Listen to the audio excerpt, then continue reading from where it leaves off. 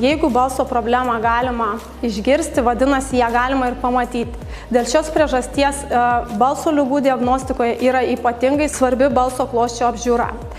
Ja galima atlikti skirtingais būdais. Vienas pačių pirmųjų pradėtas taikyti praktikoje tai yra balso apžiūra veidrodėliu. Tačiau šis metodas, nors ir iki šiol, kai kada taikomas praktikoje, jis nėra pats geriausias, nėra pats tinkamiausias, nes šio tyrimo metu mes nematysime aiškaus vaizdo. Kiti šiuolaikinės laringoskopijos būdai tai yra ištyrimas rigidiniu endoskopu ir fibroskopu. Tyrimas atliekamas naudojant endoskopą ir šviesos šaltinį. Vaizdas šių tyrimų metu bus žymiai kokybiškesnis, mes jį galim priartinti, mes jį galim įrašyti į laikmeną, galim peržiūrėti pakartotinai, kas yra svarbu įvairių ligų diagnostikoje.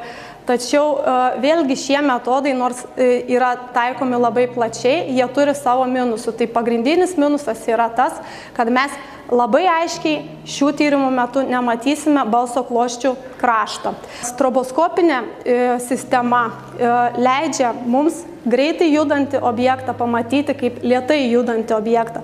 Taip yra todėl, kad šio tyrimo metu naudojami labai ryškus ir trumpų impulsų stroboskopinis šviesos šaltinis, kuris apšviečia balso klostes priklausomai nuo virpesių dažnio. Šis tyrimo metodas yra labai svarbus žmonėms, kurie turi subtilę balso klosčių patologiją. Tai ypač balso profesionalams, kurių pagrindinis darbo įrankis yra jų balsas.